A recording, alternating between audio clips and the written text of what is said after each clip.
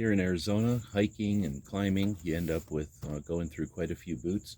I'm going to be trying out these NORTIV boots. This is a true Arizona color, a sand color. How sharp is that? Really like the look of these. The materials, as you can see, very lightweight. 550 style laces. Good strong uppers, nice and stiff. Put some paper in there to keep them form fit. Great traction. Looking forward to trying these out on our rocks and in our deserts out here. No holes in the side, so these are going to be great for sand and breathable material, so it shouldn't be too hot. The tongue and the uppers are made with this kind of breathable nylon, and then lots of suede style material on the side.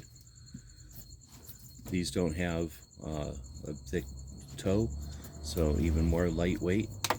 The soles are rugged, but a really lightweight material.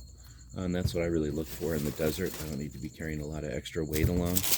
These look good, and they're real popular, so I'm looking forward to testing these out in our sands and on our rocks.